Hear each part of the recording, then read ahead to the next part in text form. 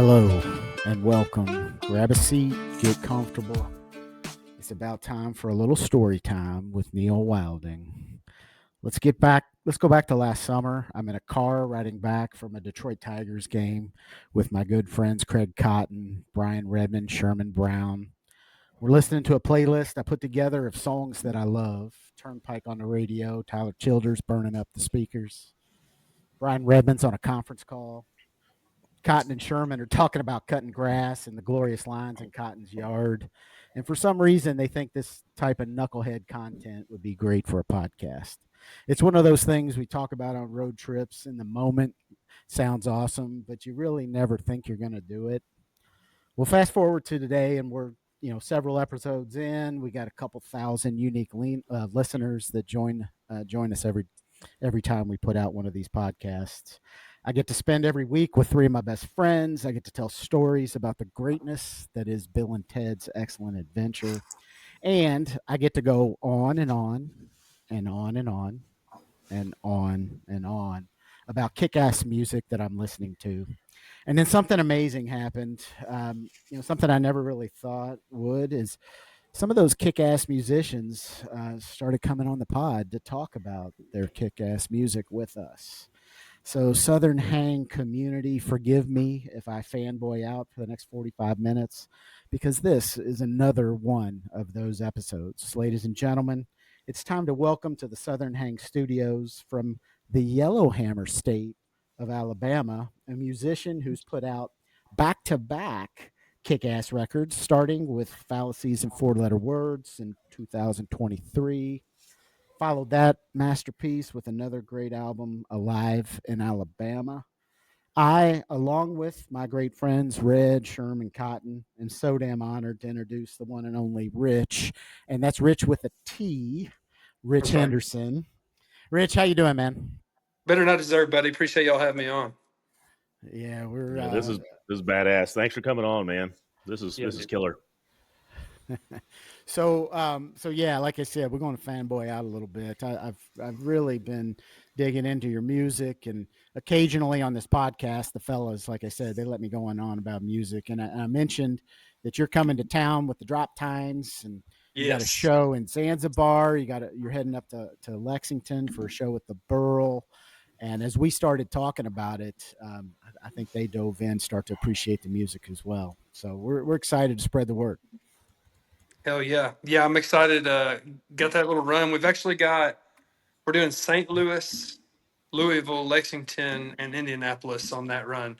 And we've played, a handful of shows with the guys before. They're some of our favorite dudes in the game. Great musicians with fantastic music, but also just a really good hang. Great group of wild Texas boys out pounding it down. So we're honored to be a part of that run and excited to get to some of our favorite markets to rock and roll with everybody. Yeah. So is this your first time back to Kentucky in a while? I kind of ripped off some of your lyrics when I started talking about the songs that I love. That song I think mentions heading through Kentucky. Yeah. I went probably right before Tyler jumped off, 2018 timeframe. I was in Kentucky a lot. And as things tend to happen, the scene got a little bit thick, and I found myself kind of bouncing down to the Midwest and that sort of thing. And then I just got busy, and before I realized it, it's been a long time since I've been back to Kentucky. I had a festival here and there, and I played Newport, Kentucky, which is basically Cincinnati, greater area. Southgate House, which we love that spot. But since I've been true blue Kentucky, like Eastern Kentucky, it's been a couple of years. By my own admission, I wish it hadn't been, but you get busy. Yeah, well, we got a great music scene, and we appreciate good stuff. So I imagine you'll have a good crowd out there. It's Zanzibar, and then the Burl, man. The Burl's pulling in some really great music, and so you fit in well with the type of acts that they're booking. Give those dates out. Give those dates out, Sharon. Neil. Thursday. I've got it written down too. So Thursday, June 6th, you're going to be in Louisville. Yeah, so we're going Wednesday, Thursday, Friday, Saturday. Yeah, 4th, 5th, 6th, and 7th. Yeah. Oh, awesome. And Like, did you carpool with Drayton? I feel like Drayton's coming to the Burl right after you. I He's think I, he's the next night.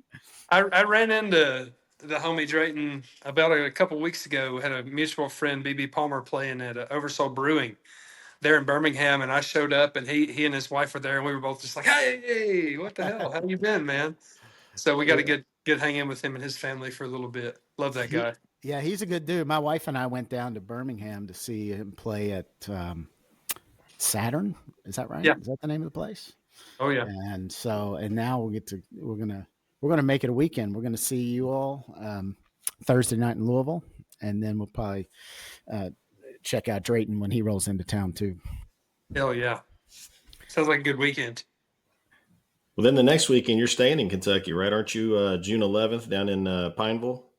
Yeah, we're kicking off the pre-party for Laurel Cove there at Bell Theater. We're gonna do that on a Wednesday, and then we're partying Thursday, Friday, Saturday, Sunday as well. So we're gonna be there all week. I went to I think the first Laurel Cove that they had and hung out, and then just as life would have it, hadn't got to go back since. So I'm glad to get to go hang out and see everybody and kind of put my feet up a little bit and do not as much work, you know.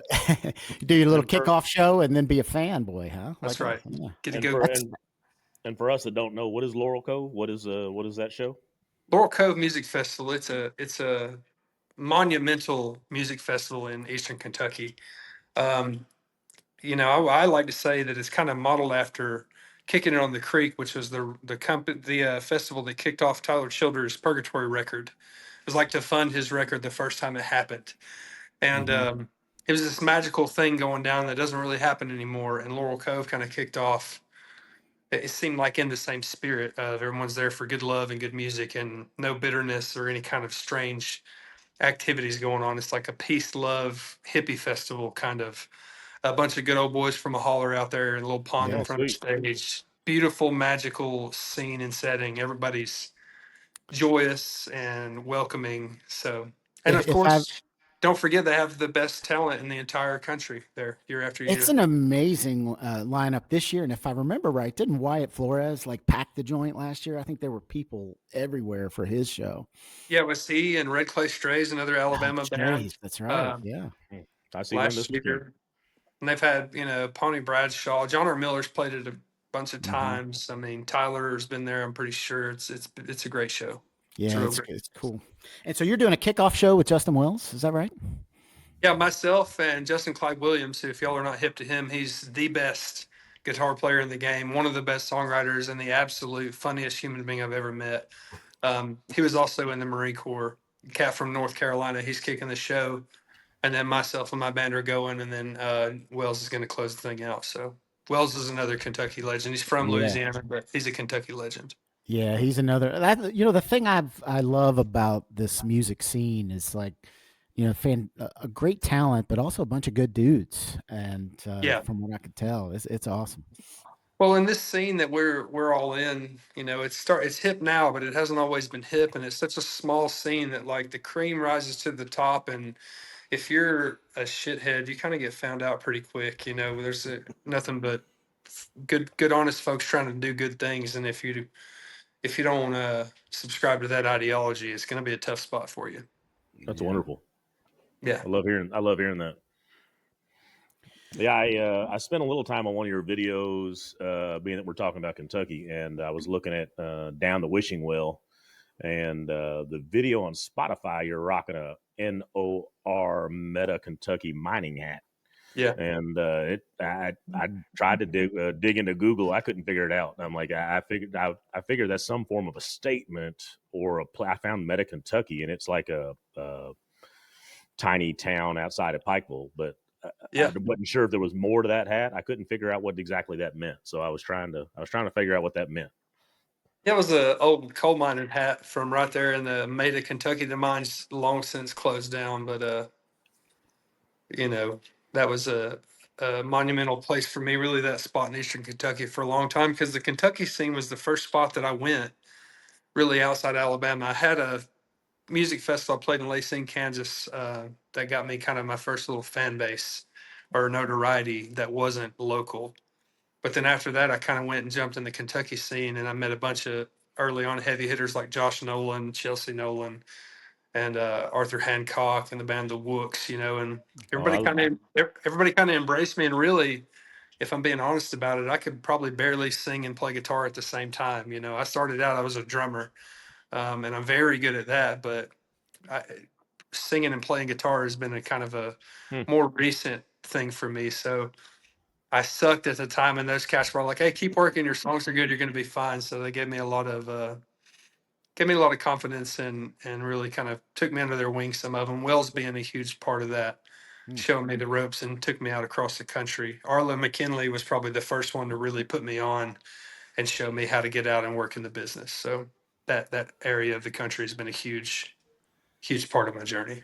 You referenced getting fan base outside of being local. Do you feel like in today's world with YouTube and just the digital age, do you feel like it's easier to get your name out there and get better access, or is it more of a challenge?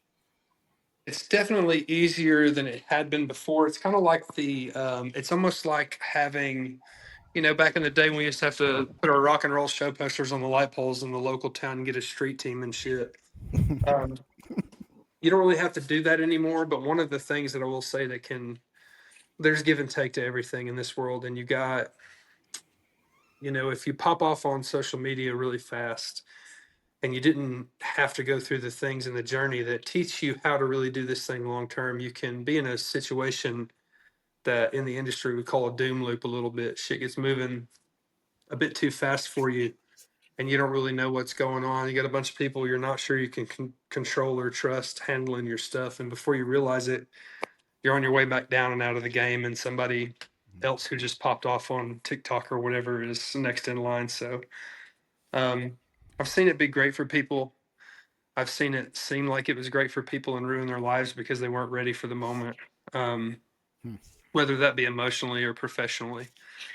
I had a little bit of that with my own self and realizing like I kind of started popping some shit off on TikTok and stuff started moving fast, and I wasn't in a place with any kind. I was using alcohol too much and not healthy and bitter and miserable and just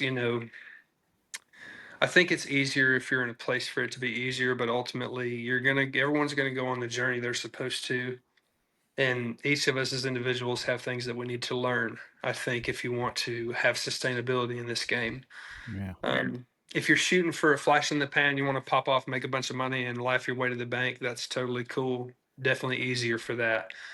If you're going to do this forever because you love it, like I am, and you don't really have anything else that moves you this way, take your time.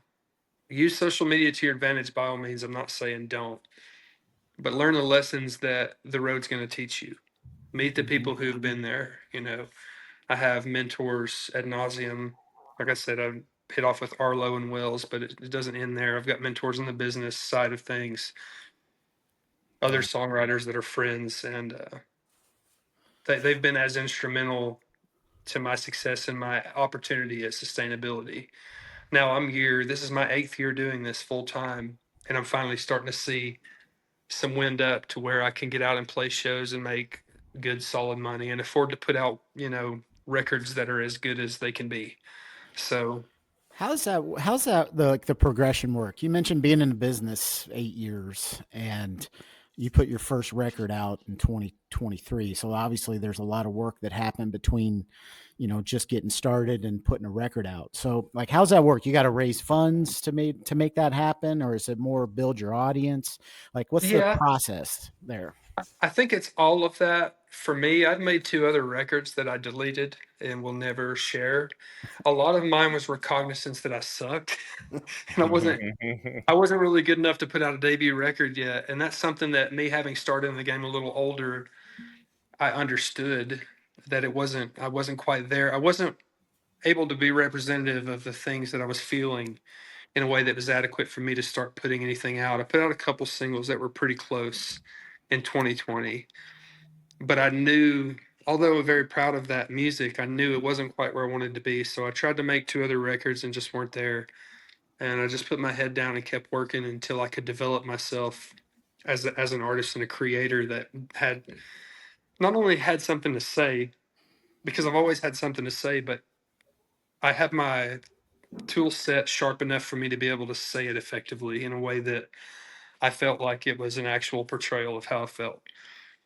And then once I got there, it's a money thing. I mean, you can make your records in your bedroom, but if you want to make world class high fidelity records like the ones I'm putting out now, that's $30,000 on the low side to start. So lots of gigs. I think for Fallacies, I played 42 days in a row on the road for the first half.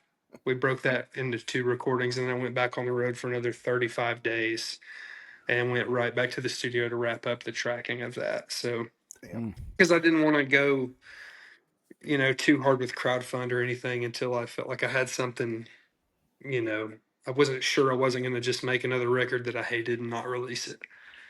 So, Well, you're that was firing all kind of my cylinders now, process. man. Like you got Fallacies and then Alive in Alabama. So we're going to put a new record out every year. Is that the pace?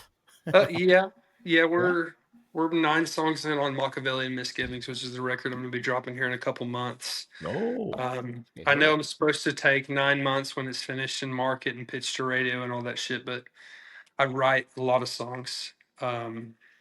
I honestly have another record written already, so whenever I finish with Machiavelli and I can start recording that, on top of I want to do some kind of songwriter style acoustic stuff as well. So maybe over the next 2 years, 3 records. But I I work in a very inspired place, and I spend a lot of time in the studio, not always for myself, but sometimes playing sessions or writing with other people down at Alabama Sound Company. So that's really put me in a creative space that yields a lot of work. Um, Thankfully, because I know some people struggle, have a hard time, either writing songs or finding songs good enough that they want to record. And I'm grateful that hasn't been my situation. So you referenced family earlier. Is that correct? You have a family, kids? Is that Yeah. so you're and then based on the bio I read online, we're at Berkeley College of Music. Is that all that going on? Are you a session guy playing on the road, juggling family, going to Berkeley? Like, do you sleep? Is there a time that you? Or, Yeah, man, that's Are you Jamaican? right. it's it's a thing that I think about. Really, just balancing between touring life, trying to manage social media and stuff for as an artist, writing, recording for my own stuff, and then doing sessions um, for other people and writing and making records I produce as well. Um, it's a lot, but I got a pretty good balance with the family life because I have my daughters with me full time and a wonderful support system. So it's not always just me. I need Yeah. to go to the studio. Sometimes during the day, I'll run out. Um, it was pretty tough during the school year because a lot of times I would have to leave, take my kids to school in the morning, and then drive to Montgomery about 2 hours, get in the studio, and we work until 2 or 3 in the morning. My mom would pick them up from school, and then I would turn around at 3 in the morning and drive 2 hours home, catch 45 minutes of sleep, wake up and get them ready for school, take them to school, and then turn back around and hit the studio again. So Right. it's it's been a hard couple of years and a lot of sacrifice, but I also have to understand that the path that I'm choosing is not a conventional path. So I just recognize that the journey's different for everybody. And if I really fucking want this, I'm gonna have to get my ass together and get it done. So I've just been figuring out a way.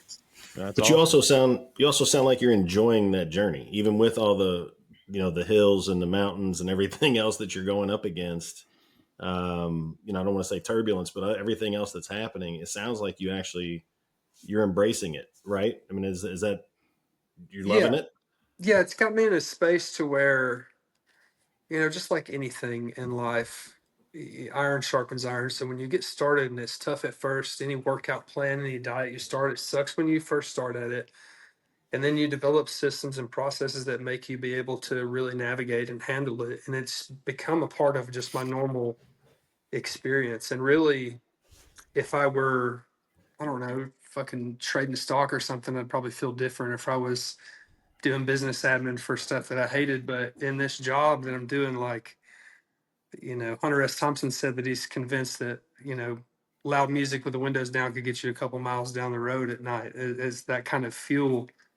And you think you show up to the studio in the morning and everybody's stoked on life, get a little coffee in you, and you start working on bangers. And then, 6 hours in the process, you have a real tangible song that you can be proud of. It's a part of your legacy. It's an exhilarating thing. And I think being as passionate as I am about the, creationist aspect of this job, it's I would do anything that I had to do to be able to do it. So yeah, I love it. It I comes love. through. I can hear it. Yeah, absolutely. I was going to say the same thing. I love hearing all the positive. My wife and I spent this past Sunday night.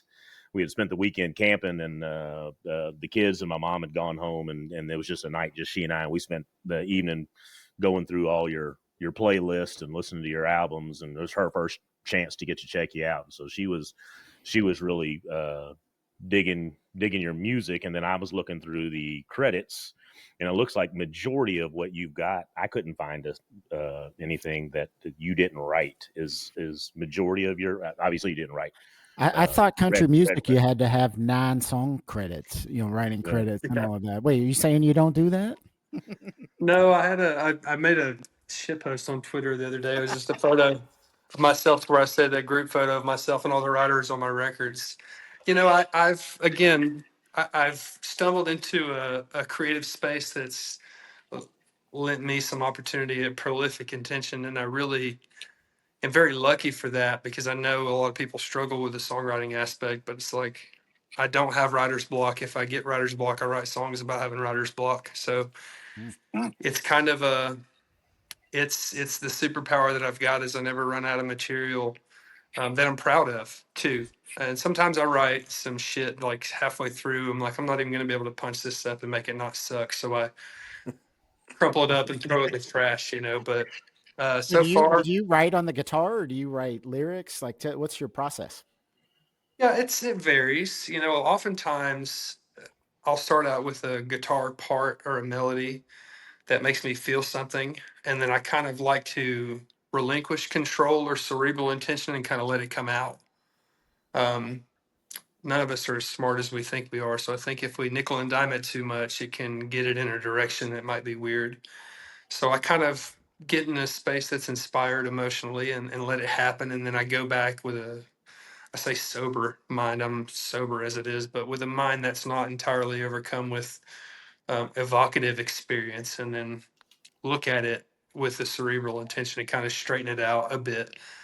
But sometimes I'll have a lot of downtime in the studio. I'll be sitting on the Wurlitzer piano and have a part that hits me when I'm just, fucking around. Or I have dreams a lot of times of melodies that I wake up in the morning and I'm like, I have to go run to my closet and hum the melody in the phone. And then when I wake up in the morning, I grab the guitar and find the melody and work off of it that way. So it happens in lots of ways. Sometimes it's a conversation someone's having around me that I really relate to, or even sometimes moments from other art that I'm really into that I love a lot can trigger a thought or an emotion in me that I'll write in my notepad, in a descriptive prose about how I felt and what it was that made me feel that way. So when I revisit it, whether it be 6 hours or 6 months later, I can kind of get back into that spot. And then there's times when I'm driving in a car and an entire song lyric, verse, chorus, bridge, everything comes start to finish, and I'm typing it down as fast as I can before it goes away. So it happens, I guess, all the ways for me. A buddy of mine told me inspiration likes to find you working, so I try to always have my mind receptive and attentive for any kind of creativity that may be present. That's great. I love hearing the way you talk in your healing process, and I know Sherman will be able to relate to you very much on the sobriety. How long has that been as far as when you talk about, because it sounded like you had some post your time in the military that you dealt with, and then dealt with some alcohol. I'm not quite sure what you were what you had, but now it sounds like you're sober, and that's clear Yeah, head, and and that's great. yeah. It's alcohol. I think was my biggest one. There for a while, it was just anything I could get my hands on. I was just whatever Yeah, I could just not feel.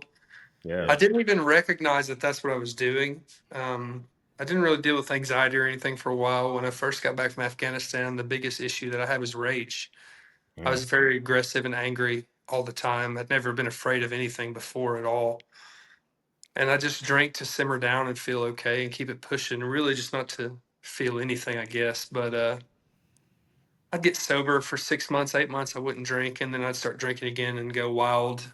Never had any DUIs or anything crazy, but just kept myself out of trouble enough to be able to avoid the inevitability that I was developing quite an attraction to this substance in particular, and maybe even a process that lends you to addictions. One day I was just like, it was actually New Year's Day. It's been, I think, 1,244 days ago. Uh, Congratulations, That's man. awesome. Yeah. Thank you. Congratulations. I told the homies at the show, I was like, hey, I'm not going to drink for a year. When we were doing a New Year's Eve bash at this place called the Jungle Bar in Edwards, Missouri. It's on the Lake of the Ozarks. It's a very small, exclusive group that gets together, and we usually party hard till like 6 a.m. every time. I play songs. I play all the songs I've written twice and some covers that I shouldn't be even playing, I'm sure. And just a great time down there. But I told the boys, I was like, hey, I'm going to stop drinking for a year. And everybody was just like, Mhm. okay, you're not going to drink for a year. We'll see. We'll believe that when we see it. And then I got to a year and was like, I think I'm going to see about 5, see how that feels. So it's been weird. Lots of, I really dealt with, I started having panic attacks after I was sober for about a year, maybe 7, 8 months. Started hitting me. I felt like I was dying out of nowhere. Went to the emergency room. There's nothing wrong with me. Um, had no idea what I was experiencing because it was my first time to really deal with fear. Like I said, I used to be bitter and brutally aggressive, but not fearful of anything. Um, so that was a new challenge to face. And of course, when I found out that sobriety was the reason all these things were surfacing, then I started to view it as medicine. Was like, well, that was my challenge: is I could go take a couple drinks, get a 3 fingers of scotch, and everything's going to be good again. Um, didn't do it because I knew that if I was going to ever get through to where I could try to feel some semblance of normal, that having to figure that out without the, you know, help of substances is going to be the way. So I've been head down trying to navigate through that, and it's, I'd like to say it's gotten better, but just the same old super fucking cheesy adage of a day at a time, whether that be with sobriety or dealing with mental health stuff. It's kind of we're all work in progress, and there's going to be challenges, there's going to be ups and downs, like we just said a minute ago with the career thing. You got to embrace and just keep pushing. No, you're Yeah. you're exactly right on that, man. It is one day at a time. I didn't do the steps. I haven't done that. I've Yeah. been sober 17 years. I did the same thing. And I'm older than you too, so I got 15 years on you. So we're about the same path, just set back a little bit. Yeah. Um, but I think I did I'm gonna do 6 months. I'm gonna do 3 months. I did that type thing, and then I kind of tricked myself into, oh, then I'm good. I mean, if I just did it for 3 months, I'm fine. And then I'd go right back in, and all the problems would be there again. Everything else that I'd kind of ran away from, Yeah, that was it's a lie that I all told there. myself all the time. It's like I quit, a couple times I'd been 8 or 9 months, and it's like you tell yourself, I obviously don't have an issue if I can just stop cold turkey because I've never been to AA. I don't need to do those things. I can Right. will myself into a space when it's like that's still, we both know that that's all that is your brain telling you shit so you can have more of what it It's wants. alcohol trick you like that, man. Actually, any drug addiction, just addiction in general, will trick you like that. That's right. It's tricky. It'll I get had you. there for a while. I was afraid that when I quit drinking, all my fucking songs would suck because I'd never written anything sober before. I mean, Mhm. truly, Yeah. if you think about Yeah. the path as a kid in the South, I mean, you fucking drink beer on the weekends starting at like 14 or 15. That's right. It's what the guys do. It's literally what you do. And I'd always done it since I was a child, truly. And having to try to figure out who I was and what I wanted and how shit feels in the real world without alcohol starting, 31 or 32 was it was a unique thing, but my brain always tried to find those excuses as to why it wasn't serious or why I didn't have a problem, or the lifestyle that you really want to attain is not going to be possible without this substance, because it's not you that are doing these cool things. It's actually this substance. And when I realized that it was a big, major problem with my self worth, Mm-hmm. everything changed for me. I was like, oh man, there's some reason in your life where you don't feel like you're good enough, and you got to chase that down and find out why. When So I think to the point of, what I caught in your music is your vulnerability and where you are and what all's coming out. And I think that had you not gotten sober, would you be able to address those things? Right. I mean, I don't know. And I don't know that I'm not a musician. Um, I have a creative outlet for myself on film, but for listening to you and how you pour into every line, to me is just, I don't know that you'd be there. I don't know that you would have tapped into that. I don't know, but I didn't, like your words on that, I guess, is kind of, it's I my would thought, but I'd like to know where you are. I would like to think that I've evolved into a place to where I can say what I mean effectively now in a way that I feel like part of my appeal as an artist when I first got on the road is I was so fucked up that I was just bleeding out loud. It was like a car wreck people couldn't look away from. Mm-hmm. You know, I was homeless for a period of time. I lived in a fucking car. I didn't have anything, just drunk all the time, and miserable and brutal and just devastated by the fucking frankly shit decision I made in my life, whether it be Afghanistan or the path that I went down when I got back with consuming alcohol to try to feel better.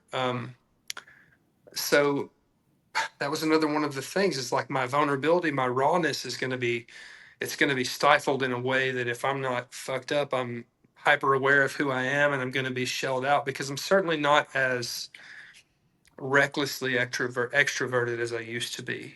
But Mm. I still have the same conviction to speak honestly and plainly about what it is that I'm going through, where I've been, and where I hope to go, because I know that there's a duty in a sense of what I do, I feel like. And I speak about these things plainly and honestly because outwardly I don't look like the type of motherfucker that would go there with you. If you just look at our society, you see a dude who's 6'3" and covered in tattoos and fucking gold teeth and shit. They're not going to be willing to sit down with you and talk about your latest mental health crisis, but I'll go there with you. And I care. And I want folks to be able to have a leg up in this world because I know what it's like to come from absolutely fucking nothing and feel all of the doubt and hopelessness that that entails, and struggle with feeling like I'm have enough worth that I should even want or deserve better, you know?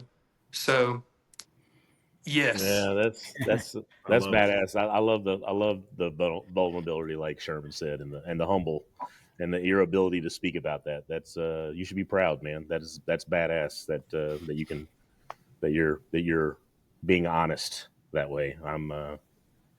It's cool to hear. Cool to hear you speak like that. So Thank you. yeah, Yeah.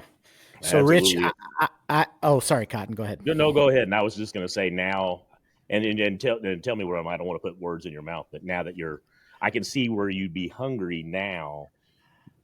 Now that you're clear headed and you have these opportunities where you're like, bro, I don't want to sleep.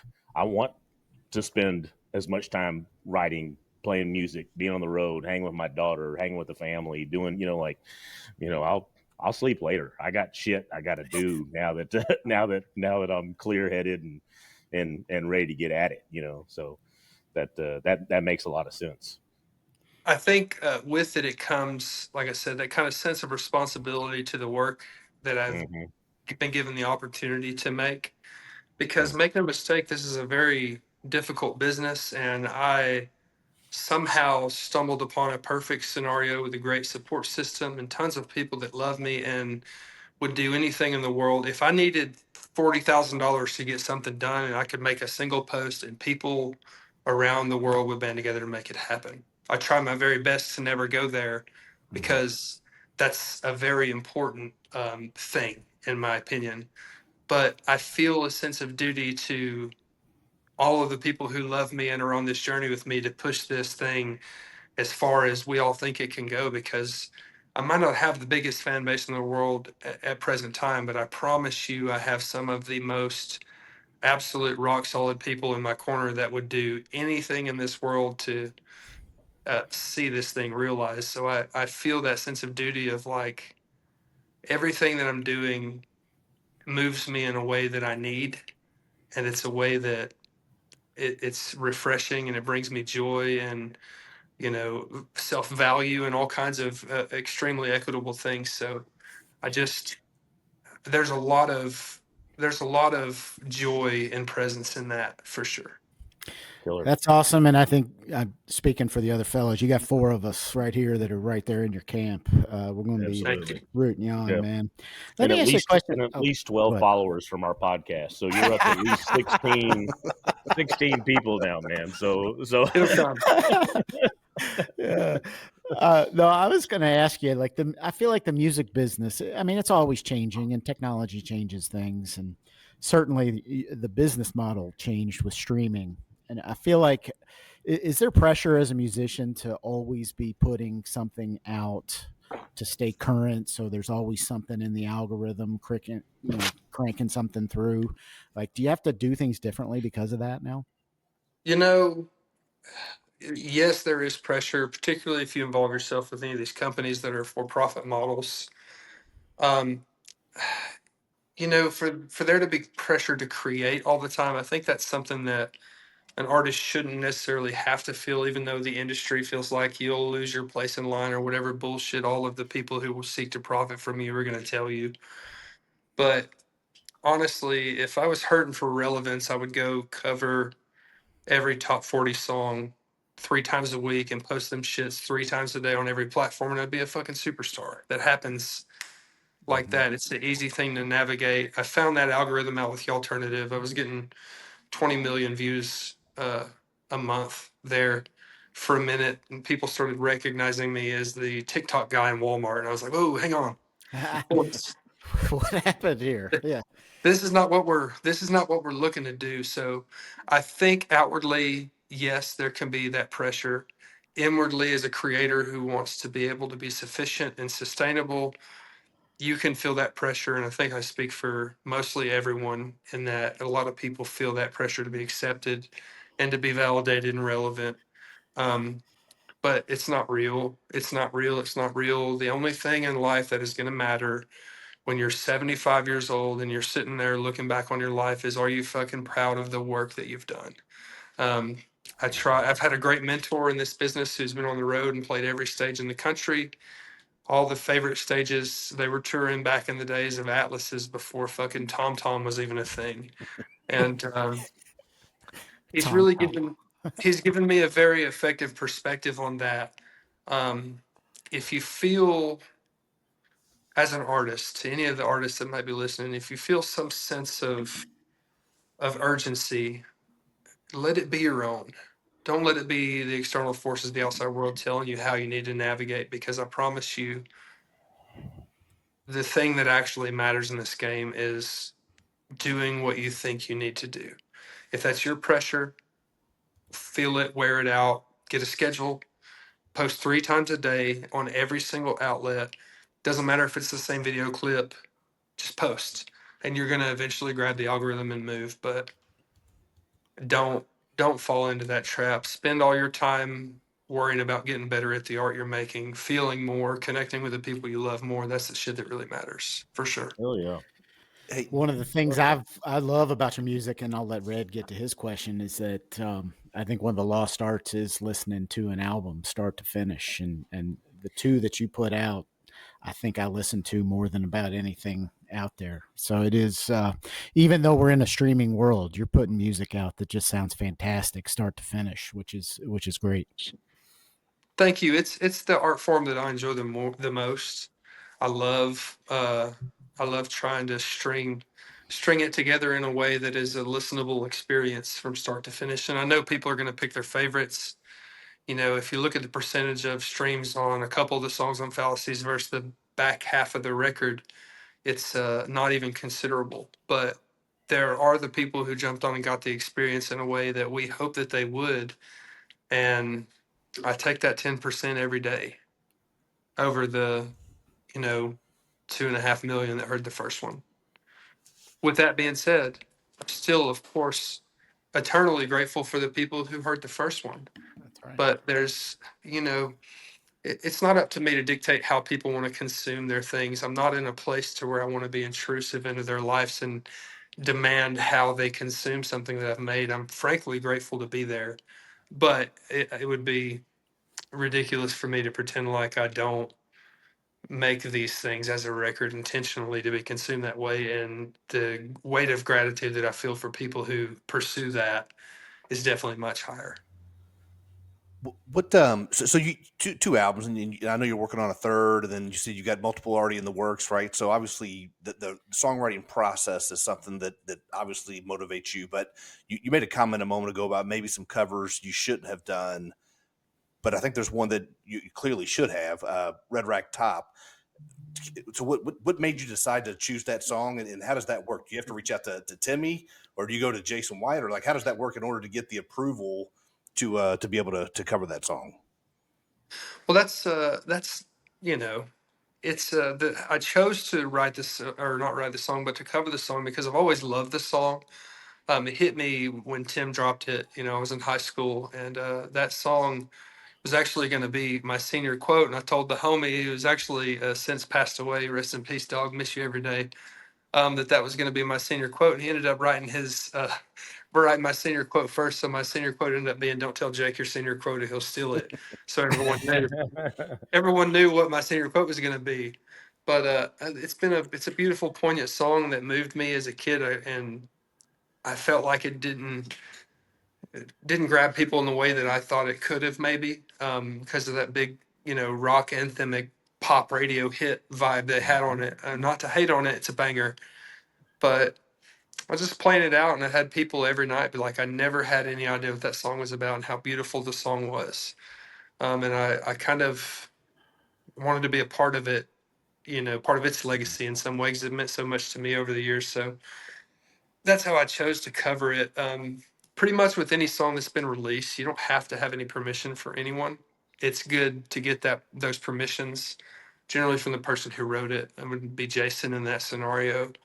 But largely in part, if you work with any kind of companies, I've got an imprint situation going on with Virgin for my distribution company. So they handle my team handles all of that for me. Thankfully, I live in a place where Tim and Faith have got a lake house down in the town where I grew up, and he likes to eat at this joint, which I'm not going to out right now because then everybody will be going there. And he comes in there on Wednesdays, and I go in there on Wednesdays. So I've been in there multiple times with Tim, and I never really speak to him or anything. I just nod and wave, and he'll do the same and kind of give him his space. But Tim McGraw, coming from where I came from, was a huge part of the sound environment around us all. I generally tend to lean into like Led Zeppelin and Pink Floyd a little more because of my old man. That's the music he was into, and that's the music I grew up loving. But all of that music was in every grocery store. We got a spot called Hyatt's Market, and they played all of the '90s country you can imagine during the day. And then when the owner Gary would get in there in the evening, he'd play the old school stuff, 105.7. So I got a good mix of kind of the '90s pop country and then classic country in my Ethereum a bit, just around, and grew to love that music and didn't have to really ask too many questions again, because once something's been put out, you have a first right of use opportunity as the person who writes the song, but you couldn't tell somebody they can't release a song you've already released. If it's in the world, it's free for everybody to use. You just have to pay your licensing. Gotcha. Yeah. Hey, so you're talking about songs that you listen to, and tell me if I'm crazy, and if I'm the first one that's said this to you, but "Let Go for Dear Life." I I hear Okay. Counting Crow. I hear Counting Crows when I listen to that song. I think that's a Love, great love it. song, and I texted the boys when I was first listening to you, and I'm like, dude, this song I love his voice in this song. It switches from a country to more of a I don't know. I don't know what you call it, what genre Counting Crows would be in, but that's what I felt when I was listening to it. Man, Greatness. it's a great song. You know. Yeah, I think alternative. You're really, if that's your vibe, you're really gonna love Machiavellian because we've kind of abandoned the Americana genre almost entirely to go with alt rock kind of thing. I was a '90s baby growing up. Um, I loved all that music the first time when it was hip. When everyone Mhm. else was finding it as well, I didn't listen to it as a classic. You know, my mom got me um, "Yourself or Someone Like You" for Christmas when I was like 8. So Matchbox 20 record that slammed, Counting Crows, and Mhm. Nirvana. Obviously, all of those rock groups, Alice in Chains. That's really what I loved the most growing up on. As a kid, I played all those records on drums, so it would be impossible for me to say that my records are not just subconscious regurgitations of all of the masterful art that I loved growing up, because it's all in there for sure. Has to be. Well, I think we have it on tap for a future episode to cover '90s alternative. So it sounds like you're going to have to come back and and join us for that one, because that was when we all met, and we were in college though at the Yeah, time, and yeah, it's a big part of our youth for sure. some of the Yeah, best but no, American music ever made. but yeah, no, Absolutely. you're talking to the right group here because we go from '90s rock to hip hop to Americana to bluegrass to what you name it, we're listening to it. So that I'm a huge Sturgill fan, and I love how he can go from classic country to to psychedelic rock to all of it. So I just like art, and so I love when somebody doesn't fold to, hey, you've got to be in this bling jing, red, the big truck solo cup. Like, Yeah. come on, man, sing about something. Tell There's me, a couple. tell me something about in a story. I don't want to hear about the same shit. I want to hear. There's a couple purists in the game, and by all means, more power to them. But I just, I think I originally got put in the country category because there wasn't anywhere else to put me. Nobody knew Yeah, what to do, and it's been home for me. And I've all of my best friends make largely in part that kind of music, and I love it. And I've helped a lot of them. I've written with a lot of them.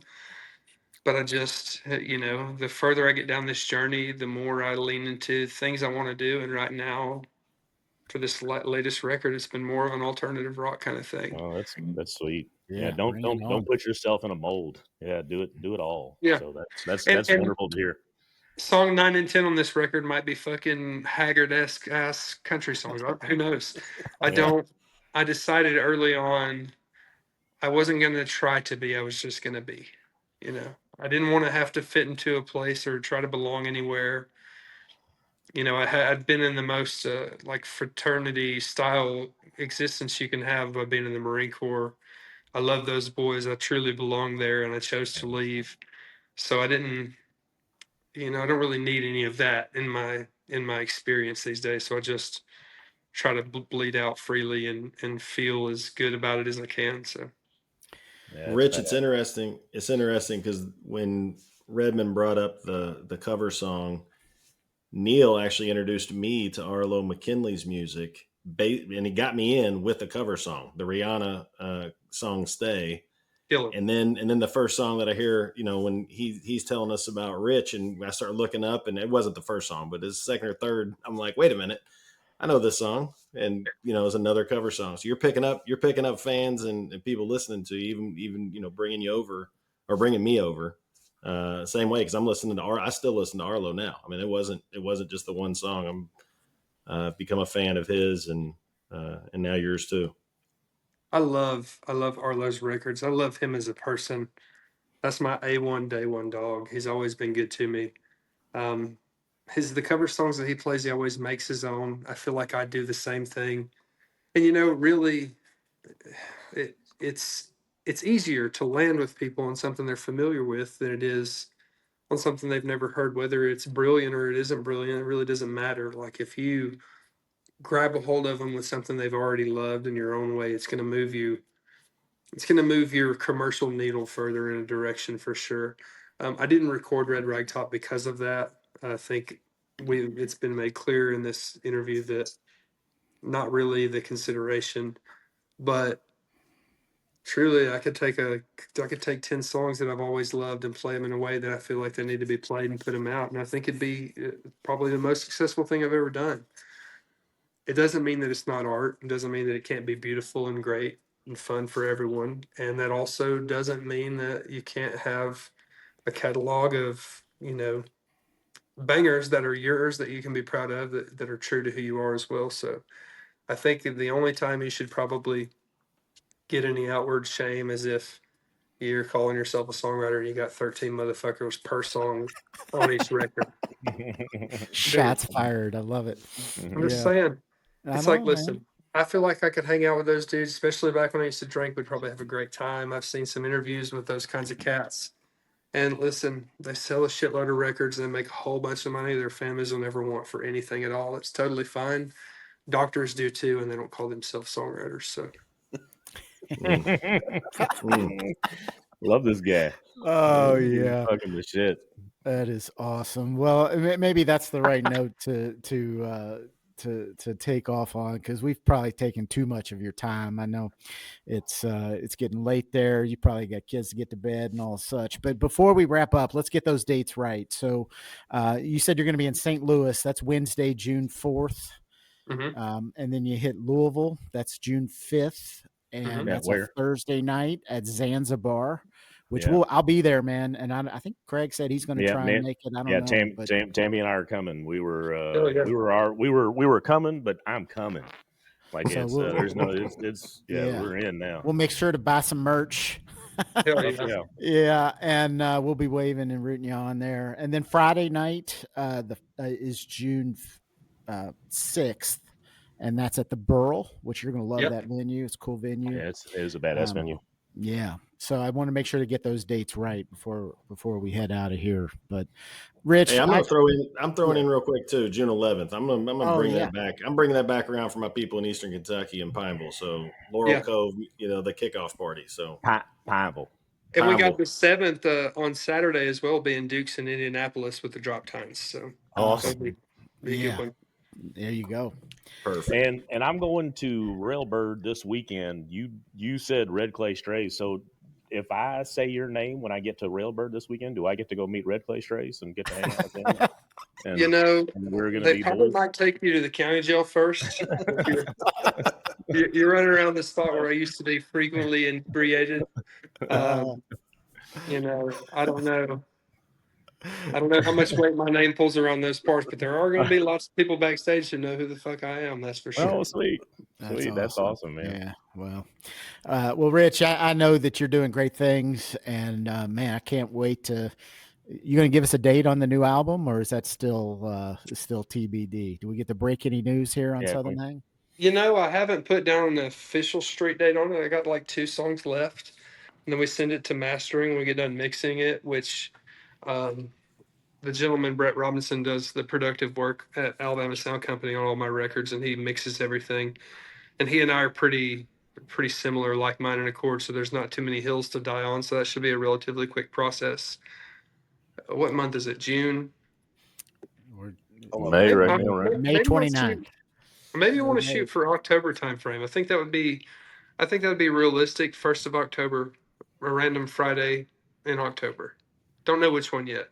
All right. Well, mark your calendars, Southern Hang listeners, for a third kick-ass album from none other than Ritch with a T Henderson. That's right. Rich, man, thanks so much for coming on. It's been an absolute pleasure. I got to fanboy, and I look forward to seeing you live Thursday night.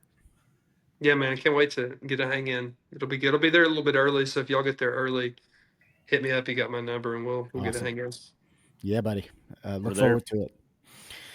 All right. Thank you, Rich. Best of luck, man. Peace out, Rick. Yeah, and good luck on your the upcoming shows, man. Get some Ted Drews when you're in St. Louis. That's right. Appreciate it, boys. See you guys next week. Thanks, man.